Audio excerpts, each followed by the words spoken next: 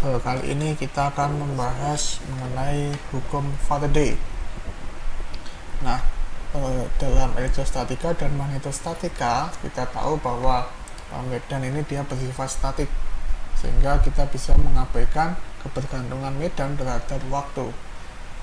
Nah, dalam eksperimennya Faraday menunjukkan bahwa ketika medan magnet dibuat berubah dalam waktu, jadi dia sudah tidak statik, maka akan menginduksikan arus listrik pada rangkaian listrik tertutup. Nah, perubahan medan magnet dapat dilakukan dengan cara mengubah arus yang memproduksi medan magnet, atau memindahkan rangkaian yang menciptakan medan, atau menggerakkan magnet yang memproduksi medan magnet.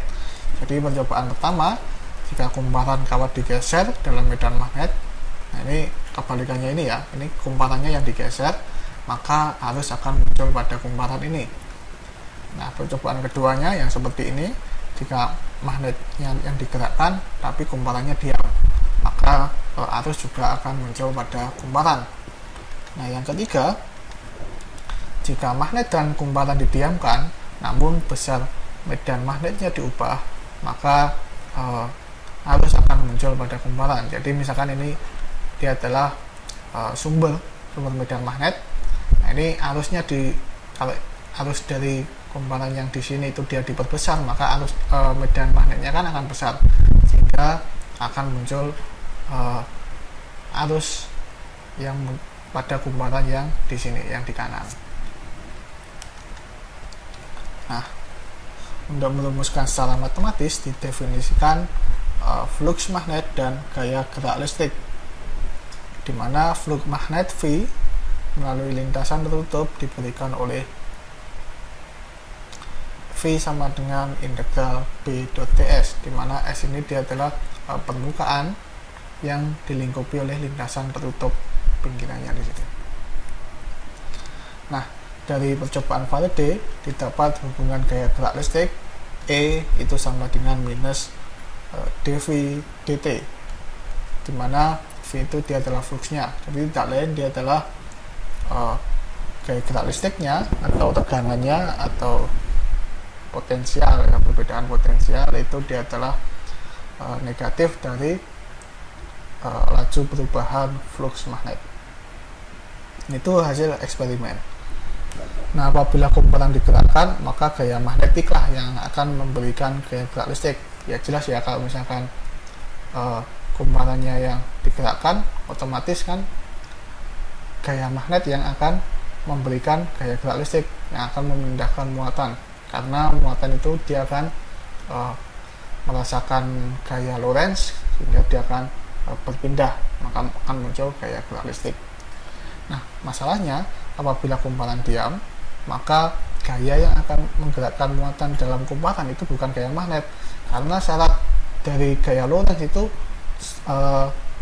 gerak sumber dan muatannya itu harus sama-sama bergerak.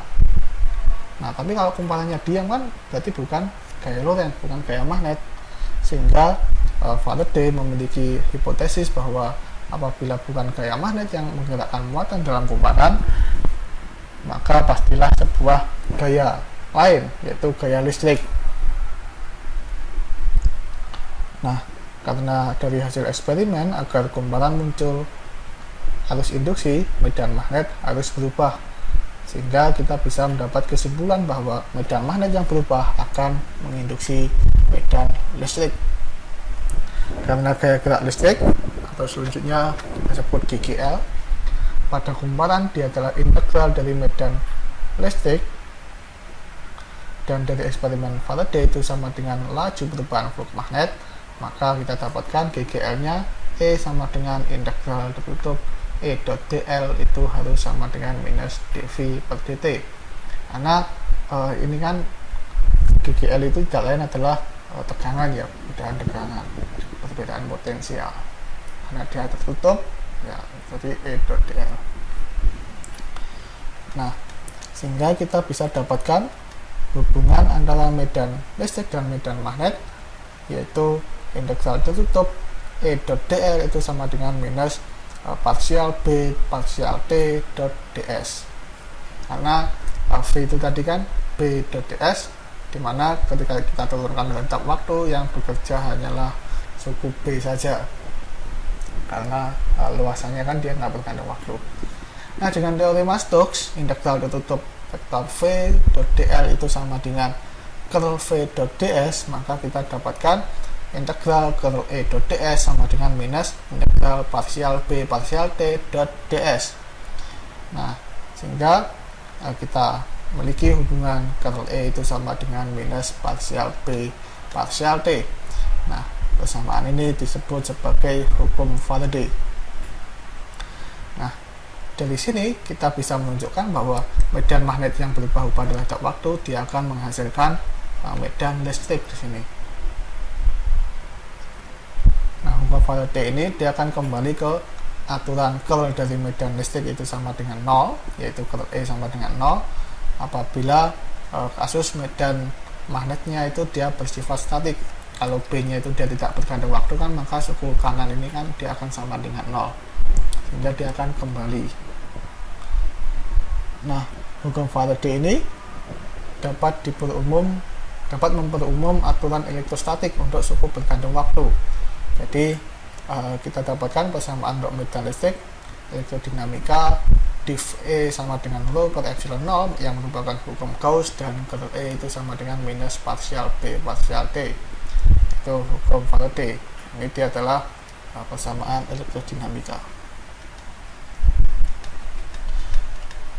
Nah, apabila medan listrik E itu dia adalah medan Faraday itu dia adalah medan yang hanya diakibatkan oleh berubahnya B, di mana rho itu sama dengan 0.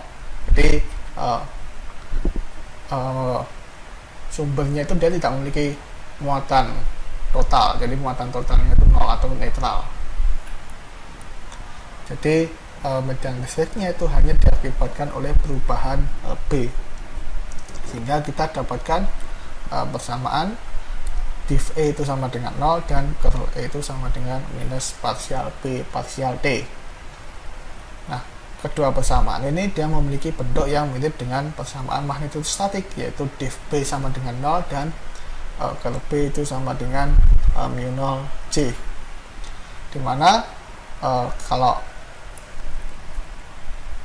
solusi dari persamaan medan magnetostatik ini kan dia adalah hukum Biot-Savart kan. Jadi medan listrik induksi Faraday yang didefinisikan oleh minus parsial B parsial T itu sama dengan medan magnetostatik yang didefinisikan oleh mu 0 J, sehingga solusi medan Faraday itu dia memiliki bentuk yang serupa dengan hukum Biot-Savart, di mana hukum Biot-Savart untuk medan magnet B itu sama dengan mu 0 per 4 pi integral J cross R frak dibagi dengan besar dari R frak pangkat 3 dV aksen. Nah, dengan mengganti J mu 0 J di sini menjadi minus parsial B parsial T, maka kita dapatkan E, yaitu medan Faraday itu sama dengan minus 1/4 pi integral parsial B parsial T cross R frak dibagi dengan besar dari R frak pangkat 2. Ini R frak topi ya, kalau ini dibuat R frak vektor kan akan sama saja. Nah, tidak lain dia adalah minus 1/4 pi parsial T integral B cross R frak topi dibagi dengan besar dari R frak kuadrat dV aksen.